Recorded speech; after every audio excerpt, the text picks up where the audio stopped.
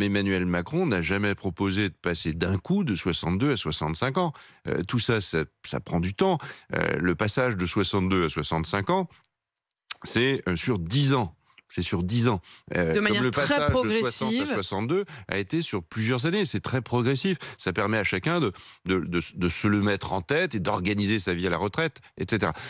Ce qu'a dit hier Emmanuel Macron, il a dit on peut à la question est-ce qu'il faut un référendum, pourquoi pas ne pas interroger les Français sur notre système de retraite. Au fond, c'est un système qui est au cœur de notre vie Mais est-ce qu'il n'a pas dit ça sociale. simplement parce qu'on est en l'entre-deux-tours et qu'il dit oui à tout? Non, Il y a quand même une femme hier qui s'adresse à lui, qui lui dit c'est pas possible votre retraite à 65 ans, et il répond oui, on va trouver une solution. Mais la retraite à 65 ans, d'abord tous les autres pays le font, donc les autres pays vivent pas un enfer, ils vivent normalement. Mais c'est pas ça qu'il dans a le répondu. système Il a répondu OK. Dans le système, il a dit ça aussi, il a dit ça sur l'interview qu'il a fait sur une autre télévision. Donc il y a ni reculade, ni sentiment il y a de la souplesse, il y a de la volonté de dialogue. Il faut dialoguer par exemple sur la pénibilité. Tout le monde ne pourra pas travailler à 63, 64, même 62. On avait tout à l'heure un auditeur qui nous la appelait. pénibilité, c'est fondamental. On avait un auditeur qui nous appelait tout à l'heure, qui est fonctionnaire de police, qui travaille de nuit.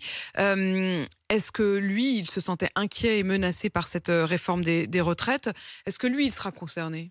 Mais il faut en discuter. C'est pas. On est dans une campagne présidentielle, donc vous n'êtes pas au moment de la discussion. Mais c'est le moment justement d'en discuter, Oui, au mais contraire. vous n'êtes pas au moment de la discussion du projet de loi. Il faut évidemment en discuter. Il y a toute une phase de négociation. Emmanuel Macron a d'ailleurs indiqué, et il a bien raison, qu'il fallait tenter, avant le premier tour, qu'il fallait tenter de modifier la manière de prendre des décisions sur le plan public. Plus impliquer les élus locaux, plus impliquer les syndicats, plus impliquer les corps intermédiaires. Bon, ça, ce sera l'objet d'une discussion parce qu'on est au cœur du système social français. Mais attention, tous ceux qui disent faut rien bouger, il faut même revenir à 60 ans pour une grande partie des retraites selon Madame Le Pen. Tout cela, c'est le naufrage, c'est la faillite du système de retraite français.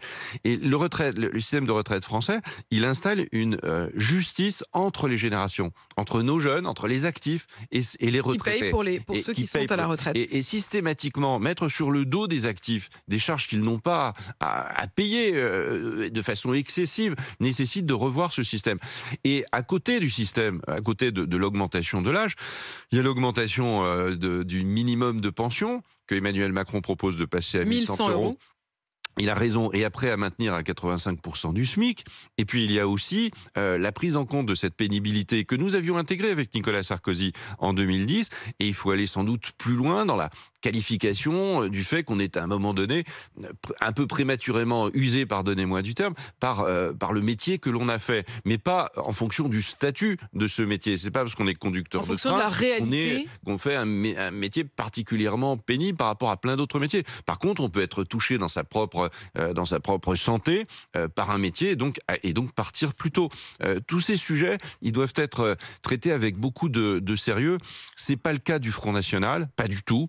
Je pense que ce sera Elle est passée de 60 à 62 ans. Oui, Marine Le Pen. Ouais, elle est passée en disant oui, mais partiront à 60, etc. 60 ceux qui ont les 40 annuités. C'est beaucoup d'argent et c'est beaucoup d'injustice pour l'ensemble des jeunes actifs. Beaucoup, beaucoup. Et tous ceux qui aujourd'hui disent oui, c'est vrai, elle a raison, c'est tous ceux qui payent en réalité les retraites. Et ça se retourne contre eux.